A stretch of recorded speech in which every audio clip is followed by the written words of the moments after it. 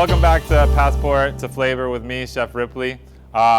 Today we're going to be making cinnamon rolls. I am a food trends teacher, so I teach the basics of cooking in Paint Branch High School, and I think this is a great recipe to teach the basics of yeast breads.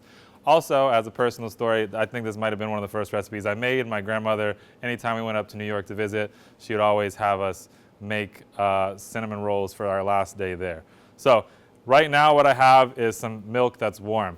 Yeast is a living organism. We want to wake it up, and we want to wake it up happily. So it needs a nice warm temperature to wake up. So I have milk that I microwave for about 30 seconds. If you want to check the temperature, it should be around 130 degrees. Above that, you might kill the yeast. So to that, I'm going to add my 2 teaspoons of yeast, and I'm going to just stir that around and let it sit for a couple minutes. Why am I letting it sit? I want the yeast to kind of wake up and get hungry. It's going to start eating some of the sugars in the milk, and that's going to cause it to release the gas, which is what causes the bread to rise. So we'll let this sit, 1, to let it start working, and 2, to make sure it's actually alive and we didn't kill it, because no sense making it all the way through if it's not working. So while that's sitting, we can go ahead and get our flour mixture mixed. So we have 2 cups of flour, a ½ teaspoon of salt, and a ¼ cup of sugar. And we're just going to mix this together.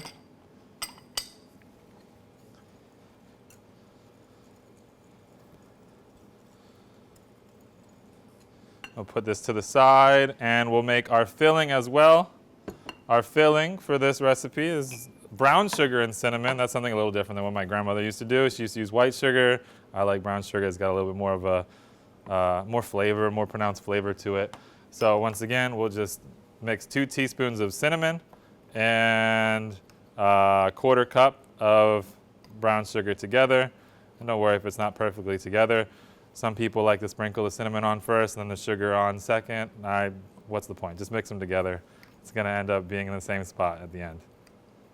So now if we go back to our yeast mixture, what we're looking for is to see some little bubbles on the top and some foam. So if you look, you can start to see that the yeast is looking more hydrated, and you can see some foaminess going.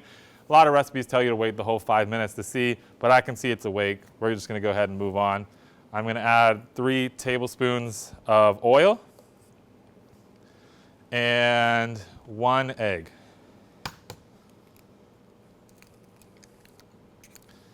And we're just going to whisk this together. And then it's time to pretty much add it into our dry ingredients and start to knead.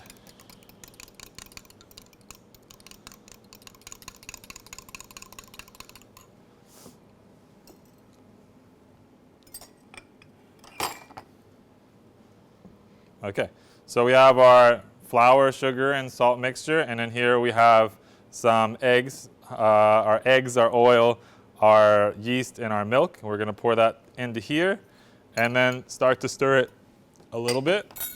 As we're stirring it, we're just looking for it to kind of get to like a shaggy state. It's not going to look like a beautiful dough at that point. We need to knead that into existence. So we're just going to mix this together a little bit. And then when I start to see it kind of coming together but still being kind of dry, I'll start working it with my hands. As we're kneading, what's happening is we're stretching the gluten in there, which is the protein inside of flour that allows the bread to get to a stretchy point, which we need in order for the yeast to rise.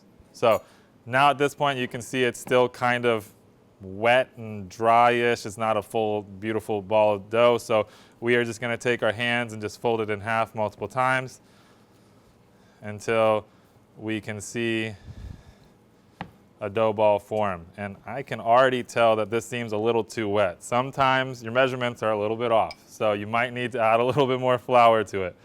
So we're just going to add a slight bit more flour because it shouldn't be sticking this much to my hands at this point. And we'll mix that together.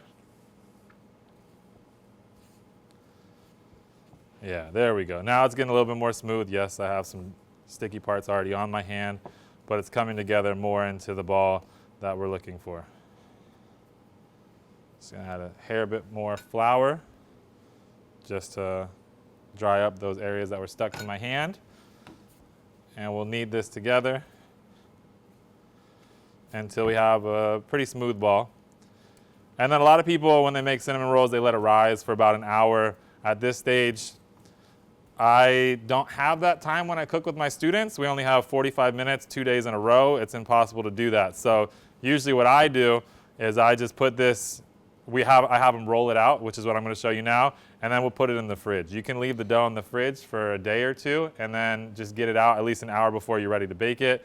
If you have something going on, this is a great thing to just have made in advance, and then you can just put the icing on it, and you're ready to go. Have fresh cinnamon rolls. You don't even need to use those little can mixes. So dough's ready to go. I'm going to lightly flour my surface and start to roll it out.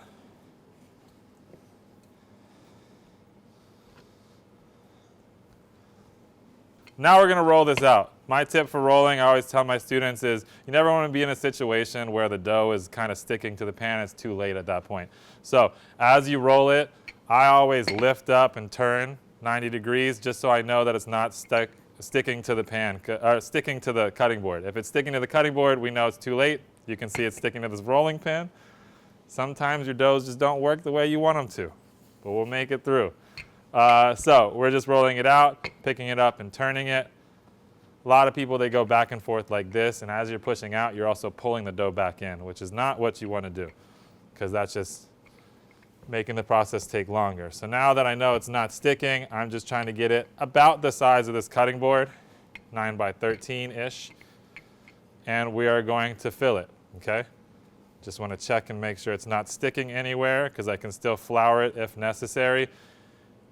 The one benefit of letting it rise for an hour is you'll see it starts to shrink a little bit now. If you let it rise for an hour, it won't shrink like that, but as long as you're working fast, you should be good. So we are going to take some butter. This is 2 tablespoons. This is going to fall. Okay. This is 2 tablespoons of butter. I'm just going to spread this all throughout the bottom, leaving about 1 inch on the top, because that's what we want to seal the cinnamon roll together.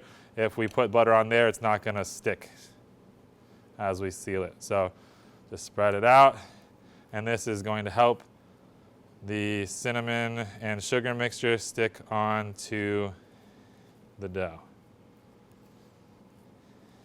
Making sure we get it almost everywhere. If you need a little bit more butter, you can always grab it, but this should be enough for this size. Okay, and then we just take that cinnamon sugar mixture that we made, and we're just going to sprinkle it over the top everywhere we go. Leaving, once again, that inch on the top, because that's going to be where we seal everything together.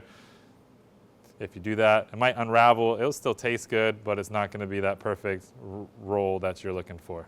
So we have our cinnamon sugar mixture pretty much everywhere on it. Now it's time to just roll it as tight as possible. So we're just going to take the dough, roll it up,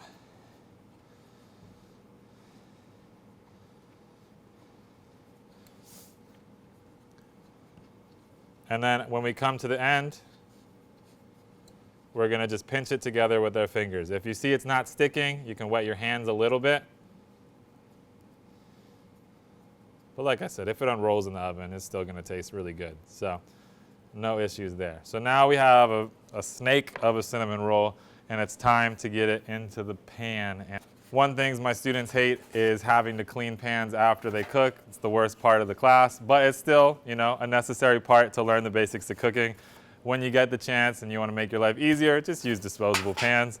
I'm going to divide this dough into about 8 pieces, and we're going to gently place these into the pan. You're going to see that there's going to be a lot of space in this pan still, and that's okay. As the dough rises, because this is the rising stage, as the dough rises, these are going to spread out, and they're going to be hugging each other a little bit more than they are now. So space is okay when we let them rise, okay? So I'm just pushing them down, cut side open. With these ugly end pieces, I try to put the bottom, the ugly part on the bottom so you can't really see it as much.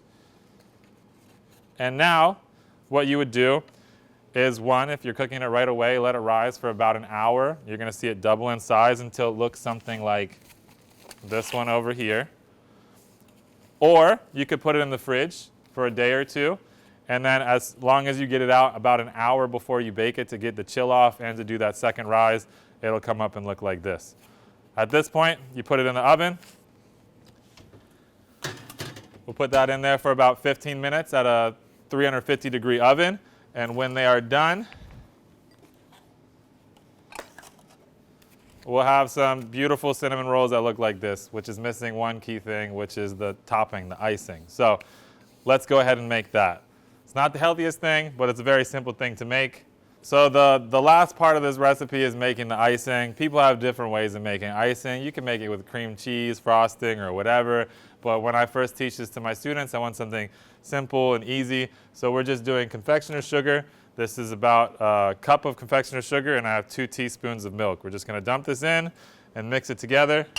And you're gonna see that at first it's like, there's no way that's enough milk for all that powdered sugar. But as you mix it together, it's gonna come together into this more of a glaze icing type thing that will then drizzle on top.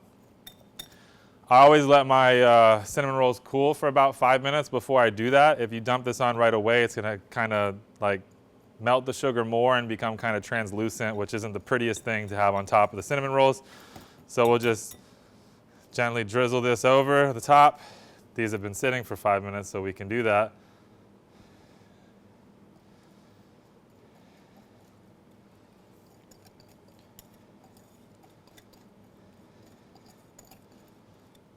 And there you go. And there you go. Yes, pretty tasty, easy to make cinnamon rolls. Yes, there's ways you can make them fancier, but for your first time making them, why not do something simple like this? And you can gain the skills after that. So I hope you enjoy this recipe as well, and I hope you tune in the future weeks to see more recipes to come. Thank you.